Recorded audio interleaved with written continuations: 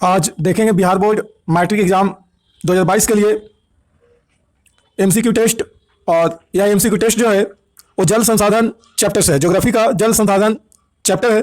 और जल संसाधन चैप्टर से ही आपको आज एमसीक्यू टेस्ट लगाना है। और टेस्ट लगाने के बाद आप लोगों को कमेंट बॉक्स में कमेंट करके नंबर को शेयर करना है, कितना नंबर आपको आ रहा है। तो आज टोटल 65-66 प्रश्नों को इसमें शामिल किया गया है। टोटल 66 प्रश्न है और इस प्रश्नों को ध्यान से देखें, टेस्ट लगाएं और टेस्ट लगाने के बाद कमेंट करके अपना नंबर कमेंट बॉक्स में शेयर करें, ताकि पता चल सके कि आपका कितना नंबर आ रहा है, तैयारी आपकी कैसी है, और इससे पता चलेगा।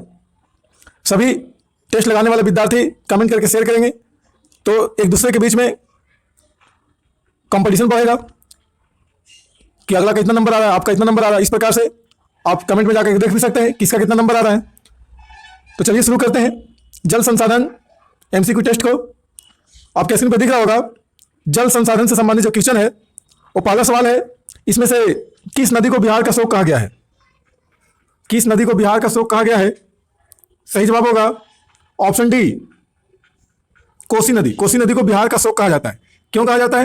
क्योंकि कोसी नदी जो है वो अपने मार्ग को, यानी रास्ता, नदी जो है कोसी नदी, ये अपने रास्ता को बहुत ज़्यादा परिवर्तित करता है, अपने रास्ता को बार बार बदलता है। तो मार्ग परिवर्तन के कारण ही आपका कोसी नदी को आपका बिहार का शोक कहा जाता है। क्योंकि मार्ग जब परिवर्तन करता है कोसी नदी, तो मार्ग परिवर्तन करने के बाद बाढ़ लेकर के आ जाता है। जैसे मान लिया जाए कि इस इलाके में आपका आबादी बस रही है, गांव है, आपका कृषि योग्य भूमि है, इस इलाके में आपका कृषि योग्य भूमि है, अभी इस तरह से ऐसे बह रही है, लेकिन कभी कभार क्या होता है कि इस रास्ते से ना बह करके ये अपना रास्ता को चेंज करके इधर आपका इन कर जाती है। तो इस प्रकार से यहाँ पे बसने वाला आबादी को क्या होता है, नुकसान हो जाता है। तो कहते हैं कि बाढ़ आ गया है, तो ऐसा करते रहता है कोसी नदी, इसीलिए बिहार का शोक कोसी नदी को कहा जाता है। यानी रास्ता को बदल लेती है, जिधर आपका ढाल देखती है, जिधर आपका मुलायम मिट्टी की चट्टानें मिलती है, ढाल मिलता है, उधर आपका मोड़ अपना चेंज कर लेती है, रुख अपना बदल लेती है। इसी कारण से कोसी नदी बिहार का शोक कहलाती है, क्योंकि बाढ़ लाते रहती है मार्ग परिवर्तन करके। चलिए देखते हैं प्रश्न नंबर 2 को। प्राणियों के शरीर में कितना प्रतिशत जल की मात्रा निहित होती है? सही जवाब होगा ऑप्शन सी, 65%। प्राणियों के शरीर में 65% जल का मात्रा होता है, 65%। नेक्स्ट प्रश्न नंबर 3 देखेंगे। प्रश्न नंबर 3, बृहद क्षेत्र में जल की उपस्थिति के कारण ही पृथ्वी को कहते हैं। सही जवाब होगा ऑप्शन बी, नीला ग्रह। पृथ्वी को नीला ग्रह कहा जाता है, क्योंकि पृथ्वी के जो बृहद क्षेत्र है, लगभग आपका 70% जो आपका क्षेत्र है, वो 70% क्षेत्रफल पे आपका पृथ्वी के 70% भाग पे आपका जल उपस्थित है। और इसी जल की उपस्थिति के कारण आपका पृथ्वी को नीला ग्रह, ब्लू प्लैनेट कहा जाता है। चलिए नेक्स्ट प्रश्न नंबर 4 देखेंगे। सर्वाधिक वर्षा होती है, बताना है सर्वाधिक वर्षा होती है यानी कहाँ होता है सबसे ज्यादा वर्षा? सही जवाब होगा ऑप्शन डी, मावसिन राम में। मावसिन राम में ये आपका जगह जो है वो मेघालय में है, मेघालय। तो मेघालय आपका राज्य है, इसी मेघालय राज्य के आपका स्थान है मावसिन राम, जहाँ पे सबसे अधिक वर्षा पूरा दुनिया में होता है। भारत में सबसे अधिक भी होता है और विश्व में भी सबसे अधिक वर्षा। जब देख रहे हैं कि विश्व में ही सबसे अधिक वर्षा मावसिन राम में हो रहा है, मेघालय में, तो आपका भारत में भी सबसे अधिक वर्षा कहाँ होगा? मावसिन राम में। तो सबसे अधिक वर्षा होने वाला दुनिया का पहला स्थान जो है वो मावसिन राम मेघालय है। इससे पहले आपका चेरापूंजी में, मावसिन राम से पहले आपका चेरापूंजी में सबसे ज़्यादा वर्षा होता था, लेकिन अब जो है मावसिन राम में सबसे अधिक वर्षा होता है। और आपसे सवाल पूछ सकता है एग्जाम में, ध्यान दीजिएगा, सवाल पूछेगा कि सबसे कम वर्षा कहाँ होता है? भारत में सबसे कम वर्षा, सबसे कम वर्षा वाला स्थान भारत में कौन सा है? तो लेह। लेह जो है लद्दाख केंद्र शासित प्रदेश का राजधानी है लेह, तो इसी लेह में आपका सबसे कम वर्षा होता है। पूरे भारत में सबसे कम वर्षा लेह में होता है, सबसे अधिक वर्षा मावसिन राम में। तो ध्यान दीजिएगा, ये सारे आपका मोस्ट एक्सपेक्टेड प्रश्नों को इसमें शामिल किया गया है, काफी संभावित प्रश्नों को इसमें शामिल किया गया है, क्योंकि इन्हीं सीरीज से आपका बिहार बोर्ड मैट्रिक एग्जाम में आपका सवाल आएंगे और आते ही रहते हैं। इन्हीं सीरीज से आपका सवाल आते रहते हैं बिहार बोर्ड मैट्रिक एग्जाम में। चलिए देखते हैं प्रश्न नंबर 5 को। बिहार में अति जल दोहन से किस तत्व का संकेंद्रण बढ़ा है? सही जवाब होगा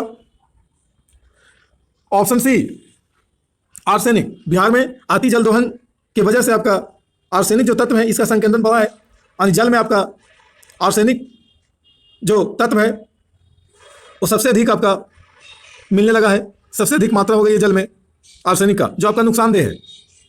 प्रश्न नंबर 6 देखेंगे। देश के बांधों को किसने भारत का मंदिर कहा था? देश के बांधों को किसने भारत का मंदिर कहा था? सही जवाब होगा ऑप्शन सी पंडित जवाहरलाल नेहरू। पंडित जवाहरलाल नेहरू ने देश के बांधों को भारत का मंदिर कहा था। अब बात करते हैं बांध क्या होता है। तो बांध कहने का मतलब डैम होता है, डैम। बांध कहें या डैम कहें या नदी परियोजना कह सकते हैं, नदी परियोजना। तो नदियों पर बनाया गया जो आपका परियोजना होता है वही आपका बांध या डैम कहलाता है। इस प्रकार से नदी अगर बह रही है और नदी बहने वाले जो स्थान है इसी जगह पे आपका क्या करता है, कहीं पे जहाँ पे जरूरत होती है उस हिसाब से सरकार नदी के बीचों बीच आपका एक दीवार खड़ा करवा देती है, पत्थर का दीवार खड़ा करवाती है। तो इससे क्या होता है, ये बांध का निर्माण हो जाता है। अगर इस ओर भी अगर आबादी बस रहा है, इस ओर भी अगर आबादी है या कृषि योग्य भूमि है या आबादी है, तो इस जगह से आपका आबादी को खाली करवा दिया जाता है। या कृषि योग्य भूमि जिस किसान का होता है, जिस व्यक्ति का होता है, उसको मुआवजा देकर के वहाँ से दूसरी जगह पे भेज दिया जाता है और इस प्रकार से आपका बांध का निर्माण कर दिया जाता है दीवार खड़ा करके। हालांकि बीच में आपका शटर लगा देता है पानी छोड़ने के लिए, समय समय से पानी को छोड़ने के लिए शटर लगा दिया जाता है। और जब इस तरह से शटर लगा दिया जाता है तो बांध के निर्माण होने से बहुत सारे आपका फायदा हो जाता है। क्या क्या फायदा होता है, तो सबसे पहले तो आपका बाढ़ नियंत्रण हो जाता है। बाढ़ नियंत्रण यानी बाढ़ की जो संभावना बनती है, बाढ़ जो आती रहती है वो बाढ़ आपका रुक जाता है, क्योंकि पानी यहाँ से अपने हिसाब से छोड़ा जाता है, जितना जरूरत होता है उसी हिसाब से पानी को छोड़ा जाता है। दूसरा फायदा क्या है, बाढ़ नियंत्रण के अलावा नहरें निकाल दी जाती है इसी बांध से, यानी डैम से नहर निकाल दिया जाता है, जिधर चाहे उधर आपके यहाँ से नहर निकाल दिया जाता है। तो किसानों की सिंचाई के लिए आपका साधन हो जाता है। और क्या फायदा होता है, इसी डैम में आपका मछली पालन भी हो जाता है, इसके अलावा क्या फायदा है, जहाँ पे डैम बना होता है वहाँ पे इर्द गिर्द में डैम के किनारे जो है आपका बहुत सुंदर सुंदर आपका पेड़ पौधे फूलों के बगीचे लगा करके पर्यटकों को आकर्षित किया जाता है, यानी पर्यटन का आकर्षण केंद्र बना दिया जाता है। तो इस प्रकार से फायदा हो जाता है बांध के निर्माण करने से। चलिए नेक्स्ट देखते हैं, प्रश्न नंबर 7 देखेंगे। भोपाल झील कब बनाई गई थी? भोपाल झील, सही जवाब होगा ऑप्शन ए 11वीं सदी में। भोपाल झील 11वीं सदी में बनाया गया था। आप लोगों को कमेंट करके बताना है कमेंट बॉक्स में भोपाल झील कहाँ है, भोपाल झील कहाँ स्थित है। नेक्स्ट प्रश्न नंबर 8, चंबल घाटी परियोजना में कितने बांध बनाए गए हैं? सही जवाब होगा ऑप्शन सी 3। चंबल नदी घाटी परियोजना में टोटल 3 को बांध बनाया गया है, टोटल 3 बांध बनाए गए हैं। नेक्स्ट प्रश्न नंबर 9, देश में यानी भारत में औसत वार्षिक जल उपलब्धता कितना बिलियन क्यूबिक मीटर है? सही जवाब होगा ऑप्शन डी 1869। भारत में औसत वार्षिक जल उपलब्धता जो है वो 1869 बिलियन क्यूबिक मीटर है, बिलियन क्यूबिक मीटर। नेक्स्ट प्रश्न नंबर 10, जल कितने प्रकार का होता है? सही जवाब होगा ऑप्शन बी 2 प्रकार का। जल 2 प्रकार का होता है, एक शुद्ध जल होता है और दूसरा आपका अशुद्ध जल होता है।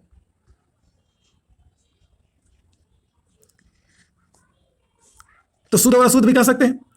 एक और प्रकार है जल का, कठोर जल, एक होता है मृदु जल, नमकीन पानी, या फिर कह सकते हैं लवणीय जल, और दूसरा कह सकते हैं अलवणीय जल। लवणीय जल और अलवणीय, अलवणीय। तो लवणीय कहें या अलवणीय कहें, ये भी 2 आपका प्रकार है, एक नमकीन, एक आपका मीठा, कठोर और मृदु भी कह सकते हैं, शुद्ध अशुद्ध भी कह सकते हैं। तो इस प्रकार से जल के 2 ही प्रकार हैं, ऐसा नहीं समझिएगा 6 प्रकार है, क्योंकि जो कठोर पानी होता है वो लवणीय पानी होता है, जो आपका मीठा पानी होता है यानी मृदु जल जो होता है वो आपका अलवणीय जल होता है। तो एक ही चीज़ है। और बात है अशुद्ध अशुद्ध का। नेक्स्ट प्रश्न नंबर 11 देखेंगे, विश्व के कुल उपलब्ध वर्षा जल का कितना भारत को उपलब्ध होता है? सही जवाब होगा ऑप्शन डी 4%। यानी विश्व में कुल जो वर्षा होती है उस कुल वर्षा जल का मात्र आपका 4% जो जल है, मात्र 4% जल वो आपका भारत को उपलब्ध होता है। नेक्स्ट प्रश्न नंबर 12, पृथ्वी पर पीने लायक मीठा जल कितना प्रतिशत है? पीने लायक मीठा जल कितना प्रतिशत है? पृथ्वी यहां पे होगा, सही जवाब होगा ऑप्शन ए 2.5%। 2.5% आपका जो जल है वो पृथ्वी पर पीने योग्य जल है, पीने योग्य जल। नेक्स्ट प्रश्न नंबर 13 देखेंगे, दिल्ली में हौज खास का निर्माण किस सदी में हुआ था? दिल्ली में हौज खास का निर्माण किस सदी में हुआ था? सही जवाब होगा ऑप्शन बी 14वीं सदी में दिल्ली में आपका हौज खास जो आपका है उसका निर्माण हुआ था। आपसे पूछ सकता है कि हौज खास कहाँ है, तो आपका दिल्ली में है। ऐतिहासिक इमारत है, हिस्टोरिकल बिल्डिंग हौज खास है जो आपका दिल्ली में स्थित है। 14वीं सदी में इसका निर्माण हुआ था। आप लोग कमेंट करके बताइए हौज खास का निर्माण करता कौन है। प्रश्न नंबर 14, विश्व के कुल जल का कितना प्रतिशत महासागरों में पाया जाता है? महासागरों में कितना प्रतिशत जल पाया जाता है कुल जल का? सही जवाब होगा ऑप्शन ए 96.5%, यानी 96.5% जल है विश्व के कुल जल का, वो आपका महासागर में पाया जाता है। हिंद महासागर, आर्कटिक महासागर, अंटार्कटिक महासागर, प्रशांत महासागर, ये सारे आपका महासागर हैं। इन्हीं महासागरों में आपका 96% जल पाया जाता है। और सबसे बड़ा महासागर कौन सा है? तो प्रशांत महासागर। प्रशांत महासागर जो है वो सबसे बड़ा महासागर है, पैसिफिक ओशन। प्रश्न नंबर 15 देखेंगे, राष्ट्रीय जल संसाधन परिषद ने किस वर्ष राष्ट्रीय जल नीति की घोषणा की है? सही जवाब होगा ऑप्शन बी 1987 में। राष्ट्रीय जल संसाधन परिषद जो है वो राष्ट्रीय जल नीति की घोषणा जो है नेशनल वाटर पॉलिसी 1987 में लाया था, घोषणा किया था 1987 नेशनल वाटर पॉलिसी। नेक्स्ट प्रश्न नंबर 16 देखेंगे, राष्ट्रीय पेयजल मिशन का आरंभ कब हुआ था? राष्ट्रीय पेयजल मिशन का आरंभ, सही जवाब होगा ऑप्शन सी 1991 में। राष्ट्रीय पेयजल मिशन 1991 में आपका शुरू हुआ है। प्रश्न नंबर 17, राष्ट्रीय पेयजल मिशन शुरुआत में कितने जिलों में प्रारंभ किया गया? शुरुआत में आपका राष्ट्रीय पेयजल मिशन जो है वो कितने जिलों में आपका शुरू किया गया था? सही जवाब होगा ऑप्शन बी 55 जिलों में। प्रश्न नंबर 18, देश में सिंचित कृषि क्षेत्र का प्रतिशत कितना है? सिंचित कृषि क्षेत्र का प्रतिशत टोटल कितना है भारत में? सही जवाब होगा ऑप्शन ए 38%। भारत में टोटल 38% जो है वो सिंचित कृषि क्षेत्र है। यानी वैसा कृषि भूमि है जहां पे सिंचाई होता है, सिंचाई के जहां पे साधन है, तो सिंचाई के साधन वाले कृषि जो क्षेत्र है, कृषि भूमि जो है वो 38% है कुल भूमि का। नेक्स्ट प्रश्न नंबर 19 देखेंगे, कुल उपलब्ध जल में पीने लायक जल कितना है? पृथ्वी पर टोटल जो उपलब्ध जल है 100%, उन 100% जल में आपका पीने योग्य पानी कितना परसेंट है? सही जवाब होगा ऑप्शन बी 2.5%। प्रश्न नंबर 20, नर्मदा घाटी परियोजना से कितने राज्यों को लाभ मिलता है? नर्मदा घाटी परियोजना से कितने राज्यों को लाभ मिलता है? सही जवाब होगा ऑप्शन सी 3 राज्यों को। नर्मदा घाटी परियोजना से आपका 3 राज्यों को लाभ मिलता है।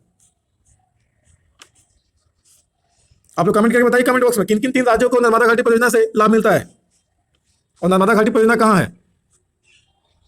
आप लोग को टेंशन होना चाहिए थोड़ा सा, सिर्फ आपका टेस्ट लगाने से नहीं होगा, दिमाग पर थोड़ा सा लोड भी देना है। जो सवाल पूछ रहे हैं इसका जवाब दें कमेंट बॉक्स में। अगर आपको नहीं आता है तो गूगल पे सर्च मार करके आप कमेंट बॉक्स में जवाब दे सकते हैं। इससे आपका जो है कैपेसिटी बढ़ेगा जवाब देने का, और कैपेसिटी बढ़ने के साथ साथ आपको एक प्रकार का समझिए तो वर्क हो जाएगा, ध्यान आपका रहेगा जवाब देने पे। प्रश्न नंबर 21, कावेरी जल विवाद कितने राज्यों के मध्य है? कावेरी जल विवाद कितने राज्यों के मध्य है? सही जवाब होगा ऑप्शन ए। ऑप्शन ए होगा सही जवाब 2। कावेरी जल विवाद जो है वो 2 राज्यों के मध्य में है, एक आपका कर्नाटक है और दूसरा आपका तमिलनाडु है।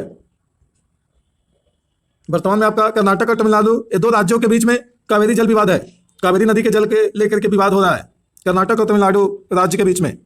प्रश्न नंबर 22, इंदिरा गांधी नहर किस राज्य में है? इंदिरा गांधी नहर,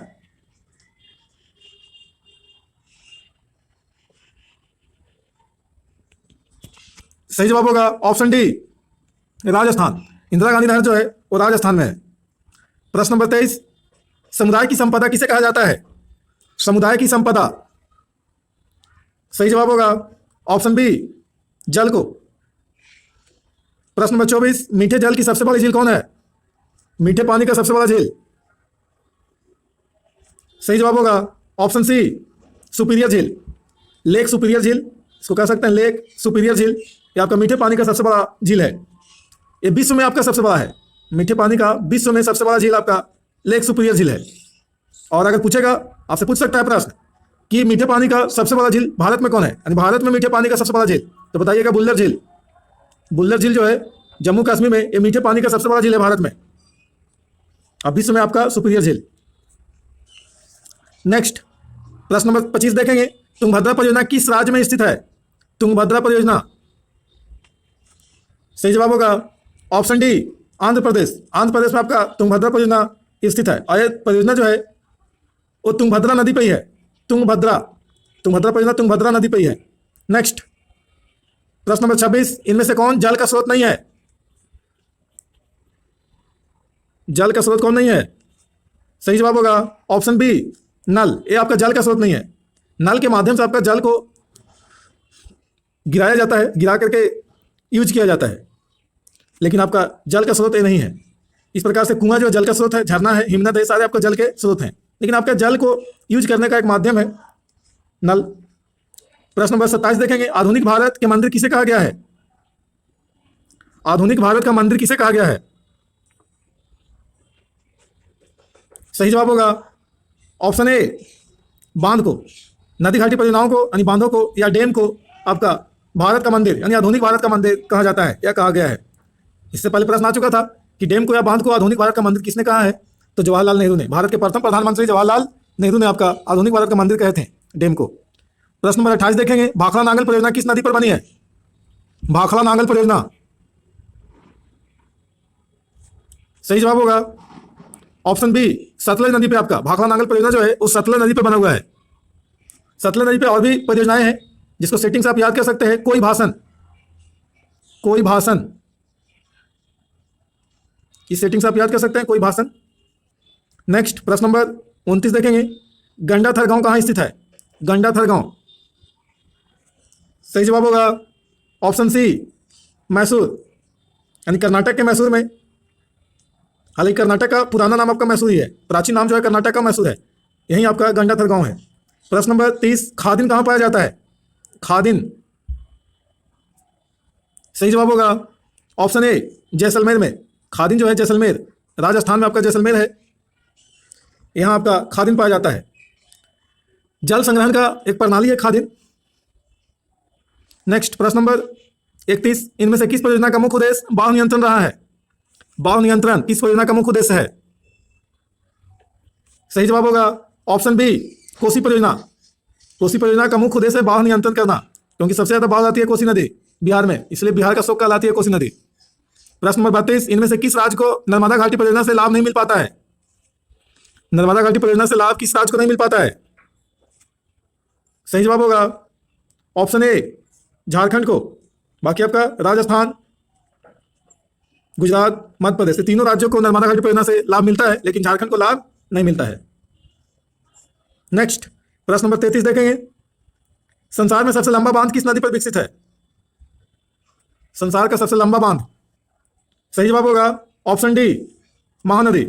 महानदी पर संसार का सबसे लंबा बांध विकसित है, जिसका नाम है, पूछेगा आपसे कि संसार का सबसे लंबा बांध कौन है, तो हीराकुंड बांध। ये आपका संसार का सबसे लंबा बांध है जो आपका महानदी पर स्थित है। पूछ सकता है कि हीराकुंड बांध जो है महानदी पर किस राज्य में है, तो बताइएगा उड़ीसा। उड़ीसा राज्य में आपका हीराकुंड बांध है।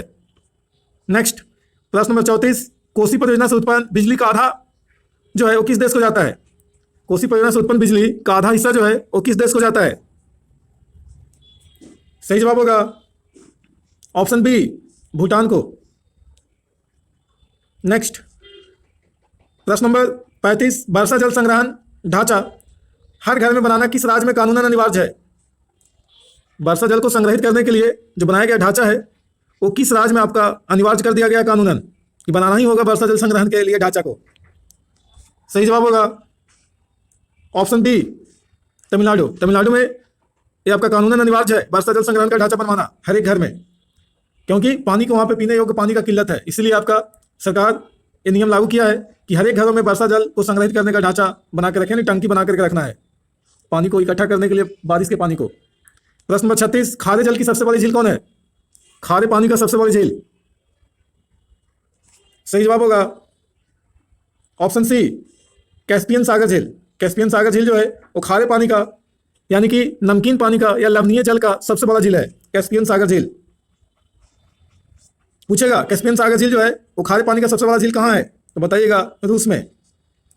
नेक्स्ट अगर पूछेगा आपसे कि भारत में आपका खारे पानी का सबसे बड़ा झील कौन सा है, ये तो आपका विश्व में है, लेकिन भारत में अगर पूछा तो आप बताइएगा खारा पानी का सबसे बड़ा झील सांभर झील।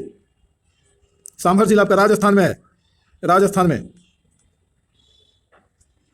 नेक्स्ट, प्रश्न नंबर 37, सबसे गहरी खारे जल का झील कौन है? सबसे गहरा आपका खारा पानी का झील। सही जवाब होगा ऑप्शन ए, मृत सागर झील। ये सबसे गहरा खारे पानी का झील है। प्रश्न नंबर 38, पूर्वोत्तर राज्यों के जल में किसकी मात्रा अधिक मिलती है? पूर्वोत्तर जो राज्य हैं भारत के, उन राज्यों के जलों में किस तत्व की मात्रा सबसे अधिक मिलता है? सही जवाब होगा ऑप्शन बी, लोहा। लोहा जो है वो सबसे अधिक मिलता है पूर्वोत्तर राज्यों के जल में। पूर्वोत्तर राज्य कौन कौन है? तो आपका सिक्किम है, असम है, टोटल 8 राज्य आ जाते हैं। असम, अरुणाचल प्रदेश, मेघालय, मणिपुर, मिजोरम, त्रिपुरा, नागालैंड, ये सारे आपका पूर्वोत्तर राज्य हैं। नेक्स्ट, प्रश्न नंबर 39, किस देश में कम वर्षा के बावजूद पानी का अभाव नहीं है? यानी कम वर्षा होता है फिर भी वहां पे पानी का अभाव नहीं है, कौन सा ऐसा देश है? सही जवाब होगा ऑप्शन सी, इजराइल। इजराइल में कम वर्षा होने के बावजूद वहां पर पानी का कमी नहीं होता है। प्रश्न नंबर 40, मीठे जल की सबसे ऊंची झील का नाम क्या है? मीठे पानी का सबसे ऊंचा झील। सही जवाब होगा ऑप्शन ए, टीटीकाका झील। मीठे पानी का सबसे ऊंचा जो झील है वो टीटीकाका झील है। आप लोग कमेंट करके बताइए कमेंट बॉक्स में, टीटीकाका झील जो है वो किस देश में है? प्रश्न नंबर 41, इनमें से कौन बांध दामोदर नदी पर निर्मित नहीं है? कौन सा बांध है जो दामोदर नदी पर नहीं बनाया गया है? सही जवाब होगा ऑप्शन बी, तिलैया बांध। तिलैया बांध जो है दामोदर नदी पर नहीं है, ये आपका बराकर नदी पर है। बराकर नदी पर आपका झारखंड में आपका तिलैया बांध है। बाकी आपका बोकारो, पंचेत, कोनार, ये सारे आपका दामोदर नदी पर निर्मित बांध है झारखंड में। नेक्स्ट, प्रश्न नंबर 42, मैथन बांध किस नदी पर बना है? सही जवाब होगा ऑप्शन ए, बराकर नदी पर। मैथन बांध आपका बराकर नदी पर, तिलैया बांध भी आपका बराकर नदी पर है झारखंड में। प्रश्न नंबर 43, इनमें से कौन बांध बराकर नदी पर नहीं बना है? दो तो ही बता के गए, तिलैया बांध, मैथन बांध बराकर नदी पर बना हुआ है, तो कौन सा इसमें से बराकर नदी पर नहीं बना हुआ है? आसान हो गया आपके लिए जवाब देना। सही जवाब होगा ऑप्शन ए, एयर बांध जो है ये बराकर नदी पर नहीं बना हुआ है। बाकी आपका तिलैया, मैथन, बाल पहाड़ी, ये सारे आपका बराकर नदी पर बना हुआ है। नेक्स्ट, प्रश्न नंबर 44, भूमिगत टंकी टाका किस राज्य में मिलता है? जमीन के अंदर बनाया गया जो टंकी है जिसको टाका कहा जाता है वो किस राज्य में मिलता है? सही जवाब है ऑप्शन बी, राजस्थान। भूमि के अंदर जो टंकी बनाया जाता है जिसको टाका कहते हैं, ये राजस्थान में आपको मिलता है। पानी इकट्ठा करने के लिए ऐसा किया जाता है, टाका नाम का टंकी बनाया जाता है जमीन के अंदर। प्रश्न नंबर 45, चंबल घाटी परियोजना से राजस्थान एवं दूसरे राज्य को लाभ प्राप्त होता है? यानी राजस्थान के अलावा और कौन सा राज्य है जिसको लाभ प्राप्त होता है चंबल घाटी परियोजना से? सही जवाब होगा ऑप्शन डी, मध्य प्रदेश को। यानी मध्य प्रदेश और राजस्थान, ये दोनों आपका राज्यों को चंबल घाटी परियोजना से लाभ प्राप्त होता है। प्रश्न नंबर 46, भारत में नदियों के कुल प्रवाहित जल के कितना प्रतिशत का उपयोग हो सका है? सही जवाब होगा ऑप्शन सी, 8.5%। यानी भारत में जो नदियों में बहने वाली, प्रवाहित होने वाली जो जल है उसका मात्र आपका 8.5% जल ही आपका उपयोग होता है, और बाकी जल आपका बह करके इधर से उधर बर्बाद हो जाता है। 8.5% पानी का यूज हो पाता है। नेक्स्ट, प्रश्न नंबर 47, प्रति व्यक्ति प्रति वर्ष जल उपलब्धता की दृष्टि से भारत का विश्व में कौन सा स्थान है? सही जवाब होगा ऑप्शन डी, 133वां स्थान। प्रति व्यक्ति प्रति वर्ष जल उपलब्धता की दृष्टि से भारत का विश्व में 133वां स्थान है। यानी एक वर्ष में प्रति व्यक्ति जो जल उपलब्धता है, इस आधार पर अगर दुनिया में देखा जाए तो भारत 133वां रैंक पर आता है। प्रश्न नंबर 48, संसार का सबसे लंबी नहर का नाम क्या है? संसार का सबसे लंबी नहर। सही जवाब होगा ऑप्शन ए, इंदिरा गांधी नहर। ये जो राजस्थान में नहर है इंदिरा गांधी नहर, ये संसार का सबसे लंबी नहर है। तो आप समझ सकते हैं संसार का सबसे लंबी नहर है तो भारत का ही सबसे लंबी नहर कौन होगा? तो इंदिरा गांधी नहर ही होगा। नेक्स्ट, प्रश्न नंबर 49, कृष्णा नदी पर विकसित नदी घाटी परियोजना का नाम क्या है? कृष्णा नदी पर कौन सा नदी घाटी परियोजना है? सही जवाब होगा ऑप्शन सी, नागार्जुन सागर परियोजना। प्रश्न नंबर 50, कोसी परियोजना में किस स्थान पर बराज बनाया गया है? बराज किस स्थान पर बनाया गया है कोसी परियोजना में? यानी शटर लगाया गया है। सही जवाब होगा ऑप्शन ए, हनुमान नगर। हनुमान नगर के पास में आपका कोसी परियोजना में बराज बनाया गया है पानी छोड़ने के लिए। प्रश्न नंबर 51, इनमें से राजस्थान की सबसे महत्वपूर्ण परियोजना कौन सी है? राजस्थान का सबसे महत्वपूर्ण परियोजना कौन है? सही जवाब होगा ऑप्शन सी, इंदिरा गांधी नहर परियोजना। इंदिरा गांधी नहर परियोजना जो है वो राजस्थान का सबसे महत्वपूर्ण परियोजना है।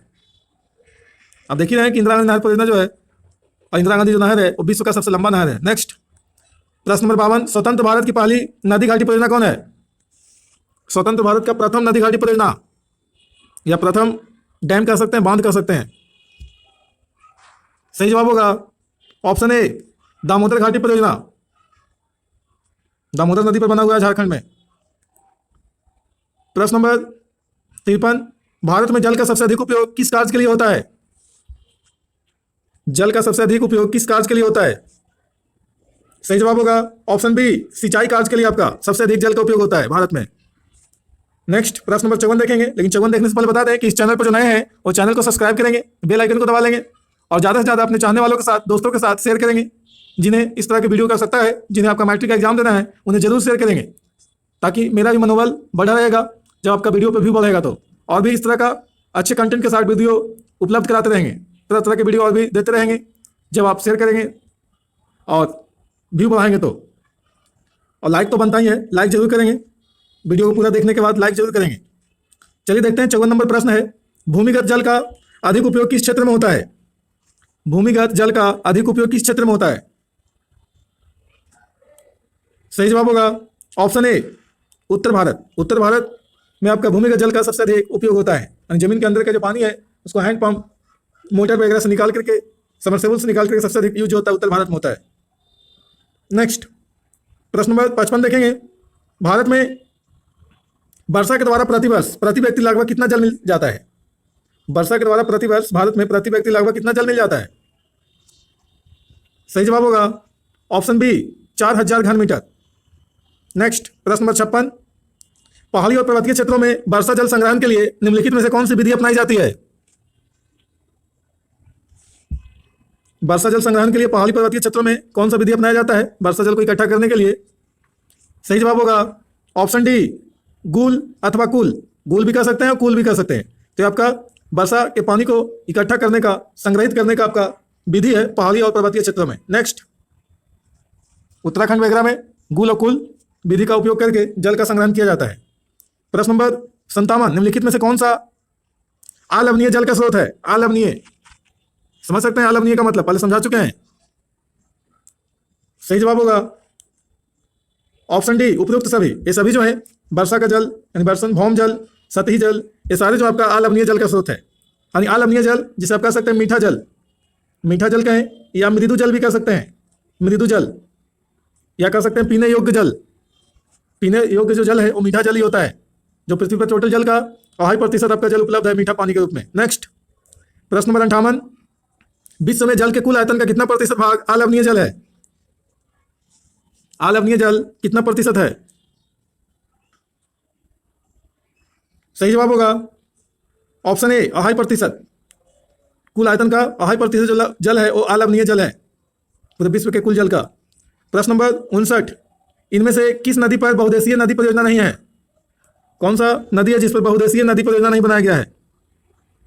सही जवाब होगा यमुना नदी। यमुना नदी पर किसी प्रकार का बहुउद्देशीय नदी घाटी परियोजना नहीं बनाया गया है। बाकी आपका सतलज ब्यास नदी पर है, महानदी पर भी है, नर्मदा नदी पर भी है।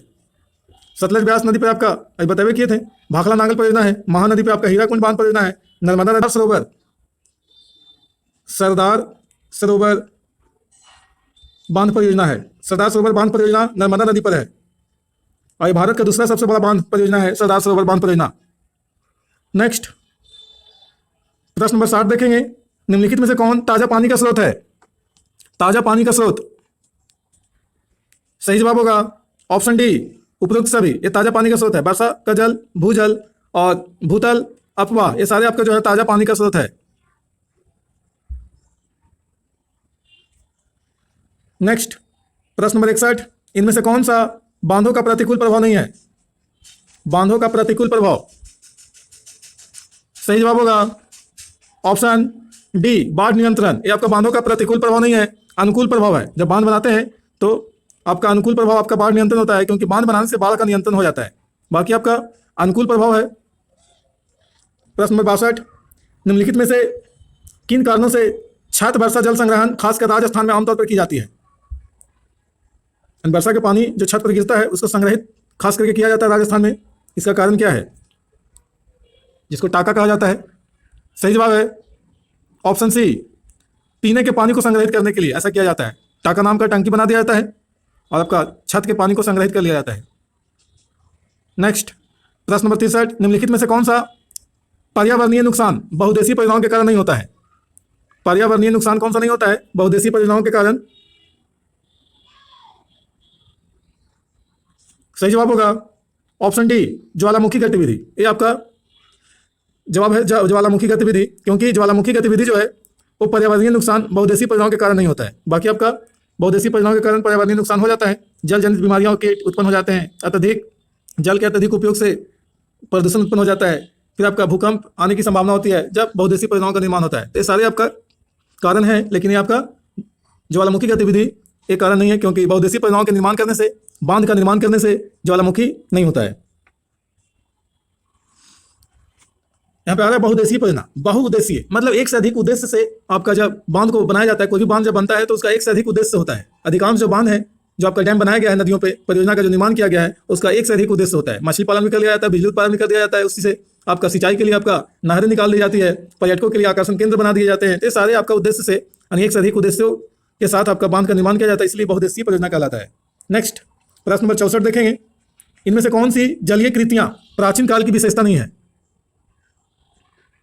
सही जवाब होगा ऑप्शन ए, बहुउद्देशीय नदी घाटी परियोजनाओं का जो निर्माण है, बहुउद्देशीय नदी घाटी परियोजनाएं, ये आपका प्राचीन काल का विशेषता नहीं है, क्योंकि प्राचीन काल में बहुउद्देशीय नदी घाटी परियोजना का निर्माण नहीं किया जाता था। बाकी आपका विशेषताएं हैं, जलाशय, झील, ये सब है, तटबंध, नहरें, पत्थर के मलबे से बने बांध, ये सारे आपका प्राचीन काल की विशेषता है, लेकिन ये आपका बहुउद्देशीय नदी घाटी परियोजना नहीं है विशेषता। नेक्स्ट, प्रश्न नंबर 65, निम्नलिखित में से कौन सी बहुउद्देशीय परियोजना सतलज ब्यास नदी बेसिन में पाई जाती है? सतलज ब्यास नदी बेसिन में। सही जवाब होगा ऑप्शन सी, भाखड़ा नांगल परियोजना। सतलज ब्यास नदी बेसिन में पाया जाता है, ये आपका सतलज ब्यास नदी पे आपका भाखड़ा नांगल परियोजना अवस्थित है। कोसी परियोजना कोसी नदी पर है, हीराकुंड परियोजना जो है महानदी पर है, दामोदर घाटी परियोजना जो है दामोदर नदी पर है।